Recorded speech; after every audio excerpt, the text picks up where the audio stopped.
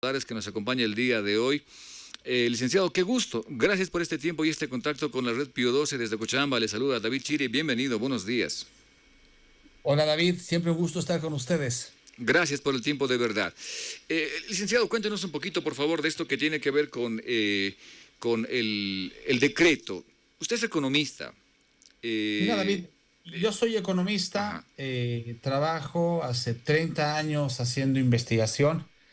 Hace 10 o 12 años hemos empezado a hacer estudios de tarifa del transporte en varias ciudades de Bolivia, así que conozco muy de cerca el sector, conozco muy de cerca las condiciones en las cuales se reproduce y vive y opera el sector del transporte. Soy consciente de que los intereses muchas veces de las bases del transporte no son las mismas que de sus dirigentes, así que tenemos mucha información y es sobre la base de esta información que nos hemos permitido estimar un poco en cuánto debería ser el incremento de la tarifa del transporte como consecuencia del incremento de los costos de los hidrocarburos. Permítame, antes de entrar al tema mismo de los pasajes, del incremento, de la realidad del transporte, en su criterio como economista, eh, el decreto 5503 alguien decía, es inevitable el tema de levantar la subvención, alguien decía, sí, es el momento, no es el momento, no hay mejor momento, todos los momentos van a ser complicados, me decía otro economista. ¿Es real esto? Vamos a tener que sufrirlo de todas formas. David, eh, hay como, yo soy economista, siempre cuando me preguntan cómo me presentan, digo como un investigador social, porque el eje de mi trabajo es un poco centrarnos un poco en las condiciones de vida de la gente, ¿no? Y esto básicamente son dos cosas, ¿no? Cuando uno quiere hablar de las condiciones de vida de las personas, por un lado, lo más importante es el trabajo, ¿no? Es muy difícil en países como Bolivia, digamos, la posibilidad de salir de una situación de pobreza, de mejorar tus ingresos, de tener una vida digna, está vinculado al empleo. Entonces, el acceso al empleo es el eje central. Y el segundo eje central es cuando uno tiene un empleo y tiene un ingreso, es que ese ingreso le permita conseguir, digamos, le permita poder comprar, poder tener una vivienda, poder tener alimentos que le permitan llevar una vida también digna, ¿no? Entonces, cuando nace la necesidad de subsidiar los hidrocarburos, es porque efectivamente cuando sube la gasolina, cuando sube el diésel, por lo general sube el autotransporte y suben también los alimentos, ¿no? Entonces, perdón un segundito. Entonces suben también los alimentos. Entonces, el problema es que en Bolivia, por mantener el subsidio de hidrocarburos, que nos ha costado como país 2.500 millones de dólares este último año, unos dicen que puede llegar a 3.000 millones de dólares, por mantener el subsidio, lo que hemos hecho ha sido todo lo contrario, hemos hecho que todo suba, que haya escasez y que finalmente la inflación haya sido entre enero del 2024 y noviembre del 2025 del 30%. ¿Qué significa esto? Que una familia que tenía 3.000 bolivianos de ingreso, esos 3.000 ahorita equivalen a 2.000 bolivianos de enero del 2024. Es como si el gobierno le hubiese quitado un impuesto de 1.000 bolivianos al mes, ¿no? Si una familia vive con 6.000 bolivianos, es como si el gobierno le estuviese cobrando actualmente un impuesto de 2.000 bolivianos al mes, ¿no? Vía inflación, claro. Uno no se queja, uno no sabe contra quién quejarse, ¿no? No es tan fácil como ahorita el tema de los hidrocarburos, que uno cree que el responsable es el ministerio o el presidente. Pero no hay nada más nefasto que la inflación. Por eso en los países, los gobiernos hacen el máximo esfuerzo para que los precios no suban. De hecho, el movimiento al socialismo durante muchos años gastó millones de dólares para mantener el precio del aceite, el precio del azúcar, el precio del arroz, el precio de la harina, el precio del pan, el precio de la gasolina.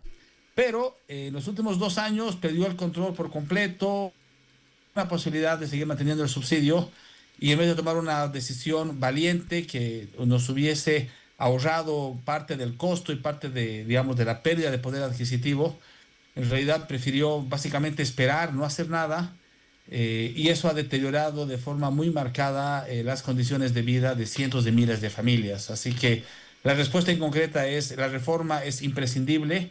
No hacerla, lo único que haría es aumentar la cantidad de población que vuelva a caer en situación de pobreza, hacer que los precios se sigan incrementando y que por lo tanto se vaya degradando la situación en el país y que además solo se retrase la medida. La medida tiene que ser tomada, tenía que haber sido tomada hace 2, 3 años. Economistas, nosotros entre ellos con Fundación Ciudad, hace 3 años ya nos posicionamos de que tenían que hacer la reforma y de no hacerlo, los costos sociales iban a ser mucho mayores y ahora estamos pagando eso, estamos pagando el costo de que el gobierno de Luis Arce no haya tomado las medidas correctivas hace 3, 4 años. Bien, gracias por eso, licenciado. Ahora, yendo al tema de los pasajes, entiendo que usted ha realizado un pequeño estudio, bueno, pequeño digo, por el monto que hablamos, pero es un estudio muy completo respecto a estas variables que tienen que ver cuando se incrementa el pasaje. Y esto que parece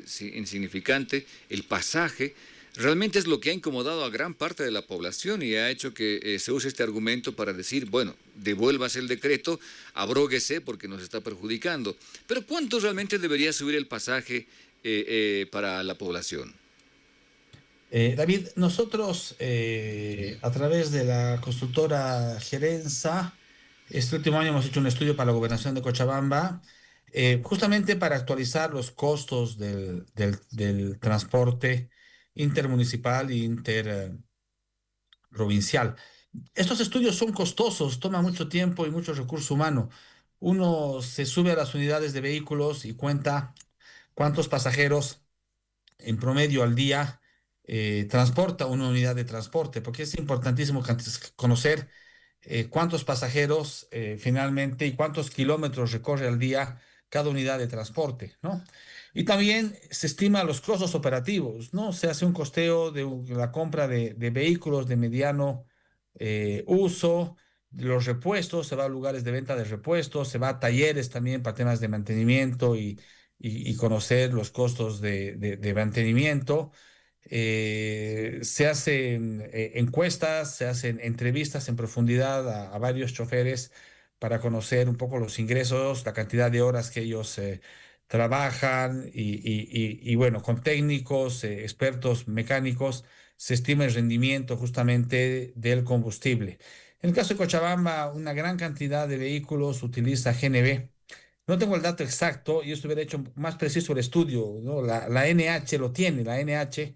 Yo he visto alguna vez sus bases de datos, pero no tengo los datos para poder hacer análisis.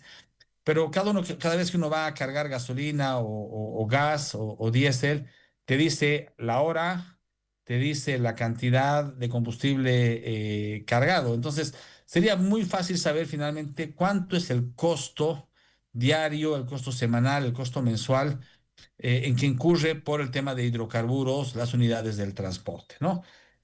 Con esos datos, digamos, para ir así ya con datos más sencillitos para la gente que nos está escuchando ahorita, más o menos uno puede estimar que las unidades de transporte en Cochabamba hacen unos 120 kilómetros de recorridos al día y sus rendimientos son, digamos, su demanda de combustible está entre 25 y 30, 20, 25 litros de gasolina al día, ¿no? Y la cantidad de pasajeros que llevan al día, un minibús en promedio entre 200, 210 pasajeros al día, y los micros que son más grandecitos alrededor de 340, 360 pasajeros al día, ¿no? Entonces, el incremento en los costos hay que dividir entre la cantidad de pasajeros para poder estimar justamente en cuánto esto debería incurrir. Entonces, si asumimos que son 20, 25 litros de gasolina al día y la gasolina ha aumentado 3 bolivianos, eso significa que son 75, 80, 85 bolivianos al día de costos para un minibús. Sabiendo esto, sin tomar en cuenta que los que usan GNV es menos, ¿no? Pero digamos, viendo solo gasolina.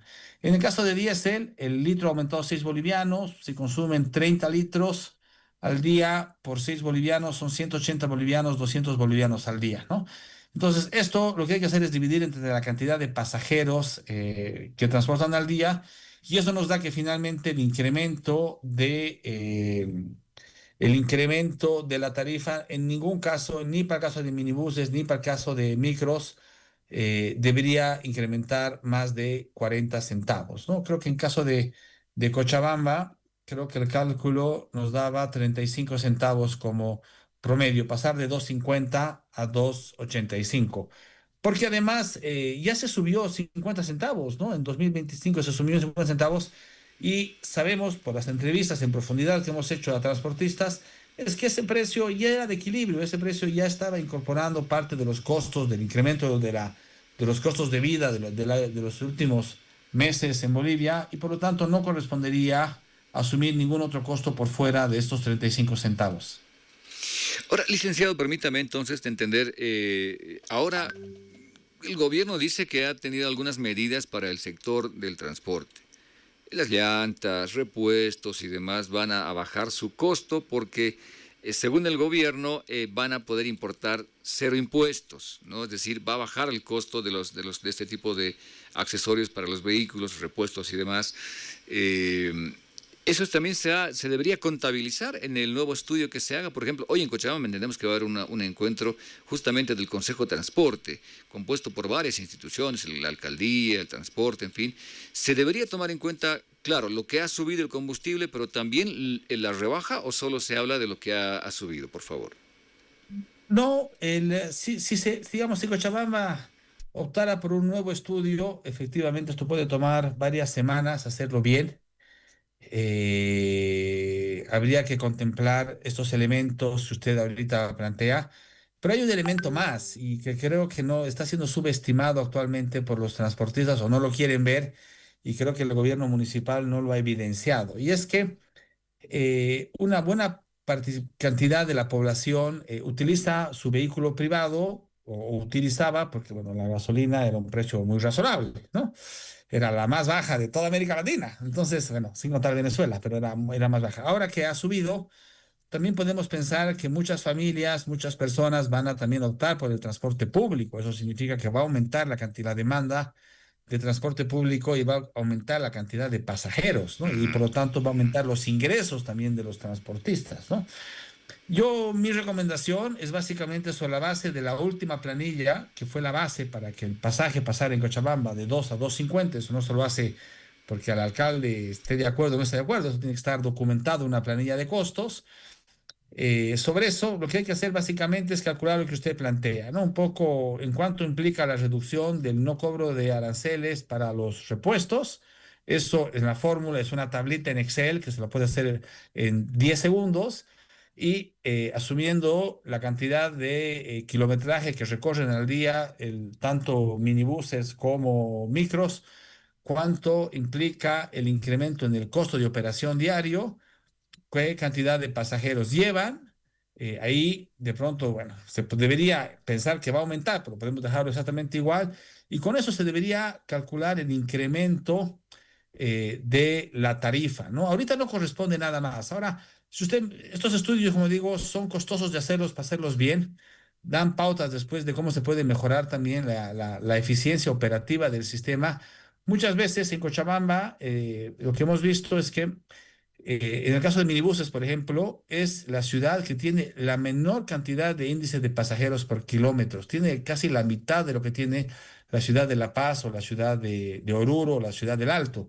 O sea, los minibuses están avanzando con muy pocos pasajeros, un poco lo que se dice en la jerga más popular, están quemando carburante y eso de alguna forma quieren pasarlo a la tarifa y eso no corresponde, ¿no? Es mejor ahí regular el sistema de operación, que hayan tiempos digamos, definir bien el tamaño de la flota del transporte para que los transportistas tengan más pasajeros, tengan mejores ingresos, pero eso no significa necesariamente vía incremento de tarifas, sino básicamente una mejora en la operación del transporte. Licenciado, eso tendría que derivarse en pensar la cantidad de vehículos, porque mientras más autos, menos posibilidad de tener pasajeros, porque hay mucha Es más que competencia. Es que David, ese es el corazón, ese es el problema de fondo, ¿no? Y es que en la lógica de la dirigencia del transporte, mientras más afiliados tengan, es mejor, ¿no? Y es mejor, primero, porque son un cuerpo social más fuerte, que tienen más afiliados, y segundo, porque para usted ser parte de un sindicato, eso no es gratuito, usted tiene que pagar al sindicato, ¿no? Pagar a los dirigentes.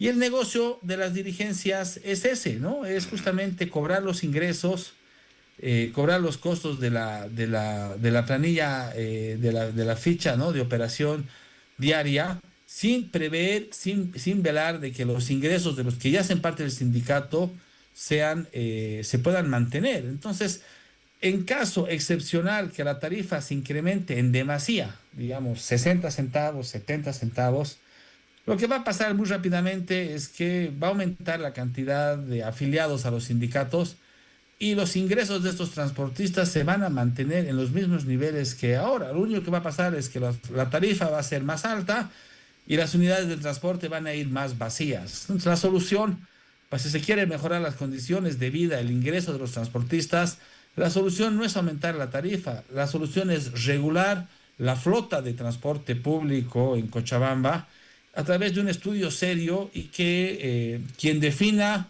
el tamaño del parque automotor, la cantidad de unidades de transporte que requiere cada ruta, sea el gobierno municipal y no los sindicatos. Y bueno, casado también con las directivas de vecinos, porque nos hemos percatado, por ejemplo, de quien define las rutas, que son las más transitadas, las más llenas, habían sido también las juntas vecinales, las UTVs. Dicen, queremos que la ruta, el vehículo pase por este lugar, no solo es el transporte. Entonces ahí como que hay una especie, no sé si de negociado, pero hay una especie de acuerdo que hacen entre transportistas, vecinos, incluso el comercio, ¿no? Y antes pensábamos que era solamente la alcaldía la que definía esto y al final caímos en cuenta que no. No, sin duda que no, ¿no? Hay situaciones extremas donde son las organizaciones las que definen, pero bueno, creemos en el principio de autoridad, creemos en la institucionalidad, sí creemos en el diálogo, sí nos parecería correcto que, por ejemplo, en esta situación actual, ante incremento o la quita parcial del subsidio de hidrocarburos, las negociaciones se las hagan no solamente entre gobiernos municipales y dirigentes del transporte, que están velando por su interés particular como sector, sino también se incorpore pues a juntas vecinales, pero también sería muy valioso, se hace muy poco, también invitar a la universidad, a las universidades, ¿no? A las universidades estatales, a las universidades privadas. En Cochabamba hay el Instituto Boliviano de Urbanismo, por ejemplo, que tiene un montón de profesionales conocedores de este tema y que puedan también recomendar no solamente, digamos, llegar a un acuerdo de la nueva tarifa, sino qué acciones hay que hacer para poder avanzar hacia una mejora del sistema del transporte, que mejore las condiciones de movilidad de la población en Cochabamba y también pueda mejorar en el tiempo los ingresos de los transportistas. En 20 años, David, las condiciones de los transportistas en Bolivia se han mantenido exactamente iguales, ¿no? Entonces, ¿qué beneficios se tiene de tener dirigentes, de tener sindicatos, de tener confederación del transporte? Ninguna. Mi posición es que los dirigentes se benefician, pero sus bases no han mejorado en nada sus condiciones, ni siquiera tienen seguro de salud. Si por alguna razón tienen un accidente, muchos de ellos terminan en la cárcel, ¿no? O tienen que estar pagando, cubriendo los costos de forma individual.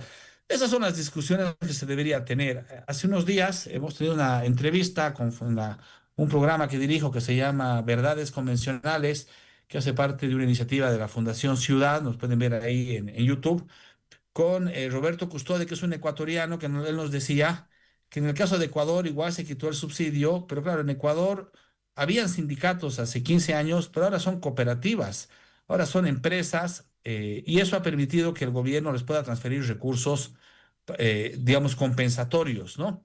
O que se puede tener, por ejemplo, unas tarjetas, porque todo está ya con tarjetas para el pago de tarifas, para que las familias más vulnerables, los estudiantes universitarios, no paguen o paguen menos la tarifa.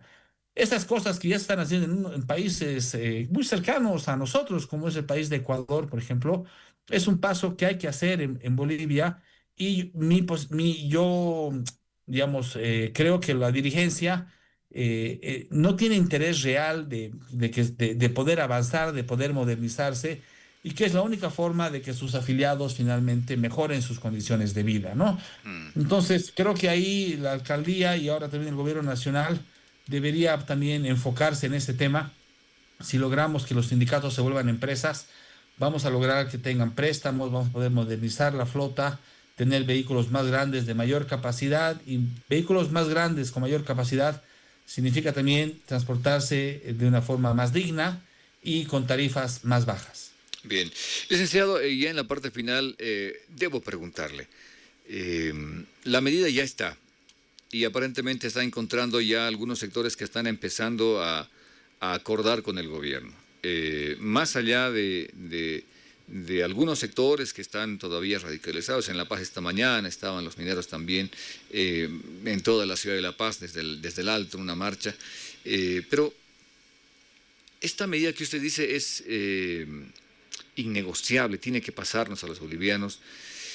¿Cómo hacemos? ¿Cómo hacemos para pasar este tiempo? Alguien decía, es el fin de los tiempos. No, igual vamos a sobrevivir, pero el asunto es cómo. ¿Cómo hacemos que sea menos dramático, menos caótico? ¿Qué tendríamos que hacer los bolivianos? Mira, David, si el gobierno hace 4 años hubiese tomado la medida de quitar el subsidio, posiblemente la inflación hubiese sido del orden del 10%, ¿no? Eso significa que una familia que vive con 3.000 bolivianos seguiría, digamos, teniendo 3.000 bolivianos, pero digamos, esos 3.000 bolivianos tendrían un valor equivalente a 2.700, ¿no? Actualmente, como finalmente se quiso mantener el subsidio, esos 3.000 bolivianos se han vuelto ya 2.000 bolivianos, ¿no? Ya se ha perdido en valor de compra, en capacidad adquisitiva, 1.000 bolivianos. Entonces, retrasar las medidas solamente va a hacer que la gente se empobrezca más y no tiene ningún sentido. Estudios de la UPB y de Oxfam nos dicen que el costo mayor no es tanto el quitar el subsidio a los hidrocarburos, sino la devaluación del boliviano. Y eso ya ha pasado, ¿no? El año pasado el boliviano ha estado a 14, todo ya ha subido, por eso es que los alimentos han subido casi 43% entre enero del 2024 y noviembre del 2025. Entonces, el daño a la economía popular ya está hecha, ¿no? Ahora, yo creería que si se logra llegar a tarifas de transporte razonables, yo creería que la inflación, digamos, por esta medida no va a ser muy alta, de pronto 6, 7, 8%, y se va a estabilizar, y después hay que intentar, pues, que el país otra vez retome la senda del crecimiento y los ingresos de la población empiecen a mejorar y a recuperar la pérdida por inflación. No hacerlo, lo que va a hacer es que siga la inflación muy alta y los salarios sigan perdiendo poder adquisitivo y nos sigamos empobreciendo, ¿no? Entonces, no tiene ningún sentido, no ha tenido ningún sentido mantener el subsidio los últimos años, no tiene ningún sentido mantenerlo ahora. Así que nada, yo creo que es una medida obligatoria y sí, ojalá también estamos velando de que esta medida venga acompañada por programas de protección social, ver la forma de identificar a las familias más vulnerables y ver de apoyarlos o con bonos o con transferencias o con programas de empleo de emergencia, habrá que ver la mejor forma. Y sin duda también el gobierno tendrá que pensar una reforma fiscal y hay sectores que están generando excedentes importantes y que de pronto no están aportando al país y que de pronto también se puede pensar en incrementar algunos impuestos a algunos sectores que tienen grandes beneficios y que tienen margen ¿no? de poder contribuir pues al país en una situación tan complicada como la de ahora, ¿Como para que quiénes? también el costo de la crisis, por ejemplo, los cooperativistas, ¿no? Los precios de los minerales están súper, súper altos. Creo que los aportes por ejemplo, de los cooperativistas del oro, creo que es 2, 3%. Seguro que podrían ser mucho mayores.